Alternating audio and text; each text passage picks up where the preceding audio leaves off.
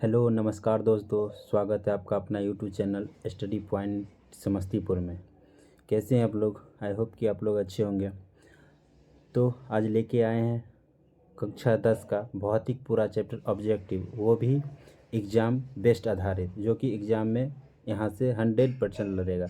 वही chapter first है प्रकाश का प्रवर्तन। तो चलिए आइए शुरू करते हैं प्रकाश का प्रवर्तन।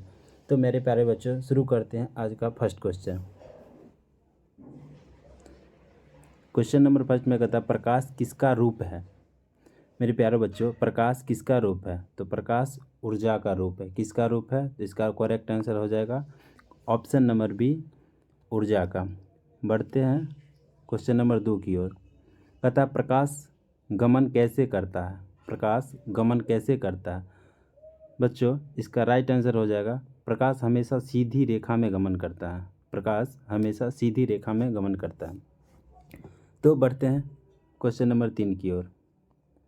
क्वेश्चन नंबर 3 में कहता है प्रकाश की चाल सबसे अधिक किस माध्यम में होती है। प्रकाश की चाल सबसे अधिक किस माध्यम में होती है? बच्चों, इसका राइट आंसर हो जाएगा ऑप्शन नंबर ए, निर्वात में, क्योंकि ये निर्वात में सबसे अधिक चाल रहता है प्रकाश की। बढ़ते हैं क्वेश्चन नंबर 4 की ओर। जब प्रकाश की किरणें किसी दर्पण से टकराकर पुनः उसी माध्यम में चली जाती है, उसे क्या कहते हैं? क्वेश्चन, जब प्रकाश की किरणें किसी माध्यम से टकराकर पुनः उसी माध्यम में चली जाती है तो उसे क्या कहते हैं? तो दोस्तों, इसका करेक्ट आंसर हो जाएगा प्रकाश का परावर्तन। प्रकाश का परावर्तन, ऑप्शन नंबर बी इसका करेक्ट आंसर हो जाएगा। बढ़ते हैं क्वेश्चन नंबर 5 की ओर। क्वेश्चन नंबर 5 में कहता है प्रकाश की चाल कितनी होती है। मेरे प्यारे बच्चों, प्रकाश की चाल कितनी होती है? तो इसका करेक्ट आंसर हो जाएगा ऑप्शन नंबर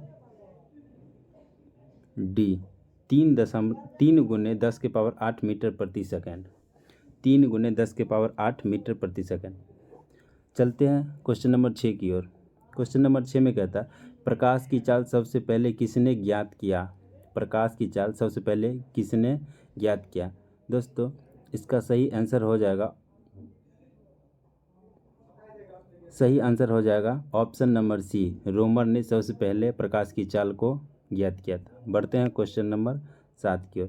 प्रकाश किस प्रकार का तरंग है। प्रकाश किस प्रकार का तरंग है? इसका राइट आंसर हो जाएगा ऑप्शन नंबर बी, अनुप्रस्थ। कैसा तरंग है? तो अनुप्रस्थ है। बढ़ते हैं क्वेश्चन नंबर 8 की ओर। जिस वस्तु का अपना प्रकाश होता है उसे क्या कहते हैं। जिस वस्तु का अपना प्रकाश होते हैं उसे क्या कहते हैं? तो इसका राइट आंसर हो जाएगा दोस्तों ऑप्शन नंबर ए, प्रतिदीप्त। इसका राइट आंसर हो जाएगा ऑप्शन नंबर ए, प्रतिदीप्त। बढ़ते हैं क्वेश्चन नंबर 9 की ओर। जिस वस्तु का अपना प्रकाश नहीं होता उसे क्या कहते हैं। जिस वस्तु का प्रकाश नहीं होता उसे क्या कहते हैं? इसका राइट आंसर हो जाएगा ऑप्शन नंबर बी, अदीप्त। क्या कहते हैं? अदीप्त। बढ़ते हैं क्वेश्चन नंबर 10 की ओर। वे किरण पुंज जो एक बिंदु से निकलकर फैलती है उसे क्या कहते हैं। वे किरण पुंज जो एक बिंदु से निकलकर फैलती है उसे क्या कहते हैं? दोस्तों, इसका राइट आंसर हो जाएगा अपसारी किरण पुंज। इसका करेक्ट आंसर हो जाएगा अपसारी किरण पुंज। बढ़ते हैं क्वेश्चन नंबर 11 की ओर। क्वेश्चन नंबर 11 में कहता है वैसा किरण पुंज जो भिन्न भिन्न दिशाओं से आकर एक बिंदु पर मिलता है। मतलब वैसा किरण पुंज जो भिन्न भिन्न दिशाओं से आकर एक बिंदु पर मिलता है, एक पॉइंट पर मिलता है, उसे क्या कहा जाता है? दोस्तों, इसका करेक्ट आंसर हो जाएगा ऑप्शन नंबर सी, अभिसारी किरण पुंज। अभिसारी किरण पुंज। बढ़ते हैं क्वेश्चन नंबर नेक्स्ट की ओर। क्वेश्चन नंबर 12 में है दोस्तों वैसा किरण पुंज जो एक दूसरे के समांतर जाता है। वैसा किरण पुंज जो एक दूसरे के समांतर जाता है उसे क्या कहते हैं? उसे क्या कहते हैं? इसका राइट आंसर हो जाएगा समांतर किरण पुंज। राइट आंसर हो जाएगा समांतर किरण पुंज। बढ़ते हैं क्वेश्चन नंबर 13 की ओर। क्वेश्चन नंबर 13 में कहता है आपतन कोण किसके बराबर होते हैं। आपतन कोण किसके बराबर होते हैं? इसका राइट आंसर हो जाएगा बच्चों परावर्तन कोण के। इसका राइट आंसर हो जाएगा परावर्तन कोण। बढ़ते हैं क्वेश्चन नंबर नेक्स्ट की ओर।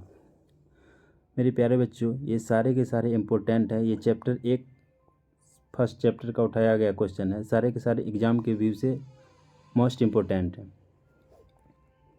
बढ़ते हैं क्वेश्चन नंबर 14 की ओर। क्वेश्चन नंबर 14 में कहता है, यदि आपतन कोण 60 डिग्री का हो तो परावर्तन कोण कितने डिग्री का होगा। आपतन कोण 60 डिग्री का हो तो परावर्तन कोण कितने डिग्री का होगा। इसका राइट आंसर हो जाएगा दोस्तों ऑप्शन नंबर ए, 60 डिग्री का हो जाएगा। बढ़ते हैं क्वेश्चन नंबर 15 की ओर। श्वेत प्रकाश में कितने रंग होते हैं।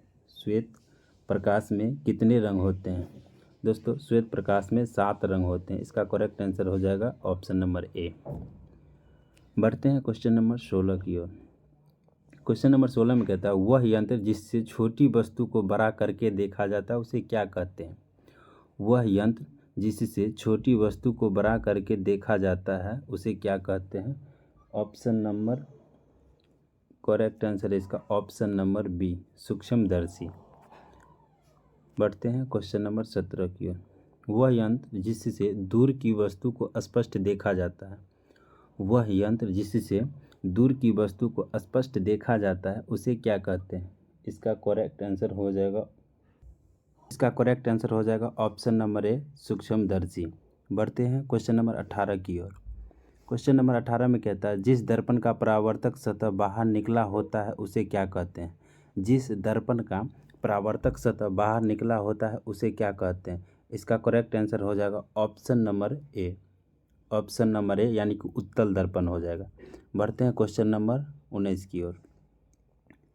क्वेश्चन नंबर 19 में कहता है, जिस दर्पण का परावर्तक सतह अंदर की ओर धंसा हो। जिस दर्पण का परावर्तक सतह अंदर की ओर धंसा हो उसे क्या कहते हैं। इसका करेक्ट आंसर हो जाएगा ऑप्शन नंबर बी। इसका करेक्ट आंसर हो जाएगा ऑप्शन नंबर बी, यानी कि अवतल दर्पण कहते हैं। बढ़ते हैं क्वेश्चन नंबर 21 की ओर।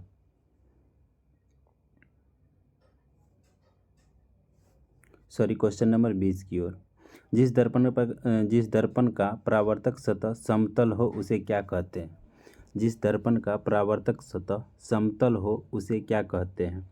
इसका करेक्ट आंसर हो जाएगा ऑप्शन नंबर सी, यानी कि समतल दर्पण। इसे क्या कहते हैं, समतल दर्पण। बढ़ते हैं क्वेश्चन नंबर 21 की ओर। क्वेश्चन नंबर 21 में कहता है, किसी दर्पण का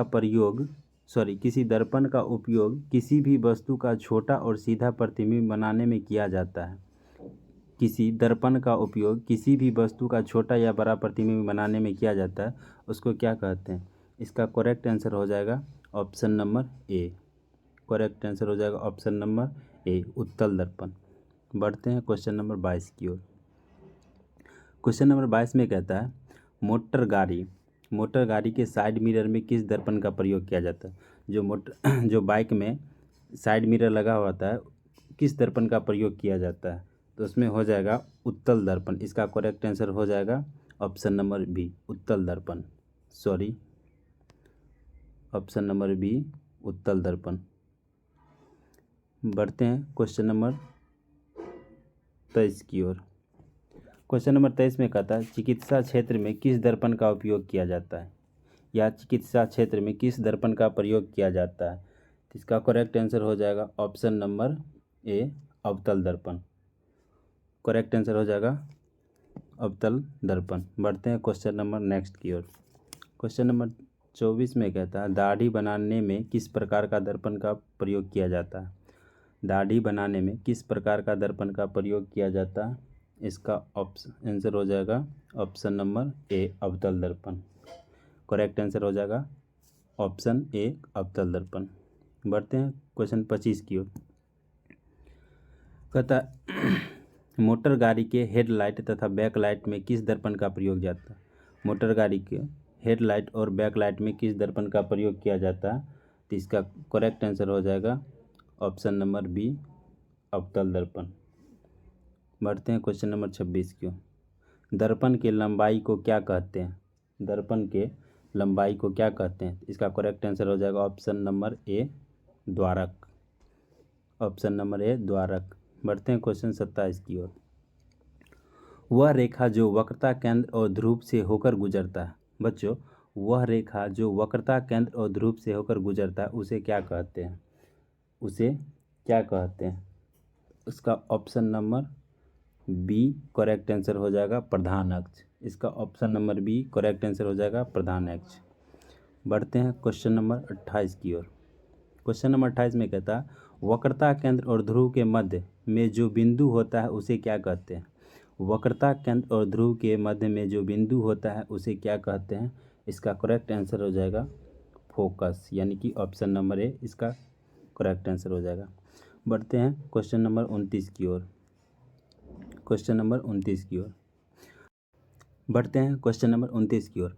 अवतल दर्पण में जब वस्तु अनंत पे हो, अवतल दर्पण में जब वस्तु अनंत पे हो तो वस्तु का प्रतिबिंब कहाँ बनेगा? अवतल दर्पण में जब वस्तु अनंत पे हो तो उसका प्रतिबिंब कहाँ बनेगा? इसका करेक्ट आंसर हो जाएगा दोस्तों फोकस पे बनेगा। कहाँ पे बनेगा? तो फोकस पे बनेगा। मेरे प्यारे बच्चों, लास्ट क्वेश्चन है क्वेश्चन नंबर 30। उत्तल दर्पण में किस प्रकार का प्रतिबिंब बनता है? उत्तल दर्पण में किस प्रकार का प्रतिबिंब बनता है? इसका करेक्ट आंसर हो जाएगा ऑप्शन नंबर ए, ऑप्शन नंबर ए सीधा और छोटा। दोस्तों, चैप्टर फर्स्ट का क्वेश्चन ऑब्जेक्टिव था। अगर अच्छा लगा हो तो नेक्स्ट डे यानी कि कल होके इसका चैप्टर 2 का पूरा ऑब्जेक्टिव आएगा, जो कि एग्ज़ाम के व्यू से रहेगा, जो कि एग्ज़ाम के व्यू से इम्पोर्टेंट मोस्ट इम्पोर्टेंट क्वेश्चन सब मतलब रहा, जो कि पूछा हुआ लगभग इसमें जितना भी क्वेश्चन है सारा का सारा इसमें पूछा है और पूछने वाला है। Thank you. बस आज के लिए इतना ही।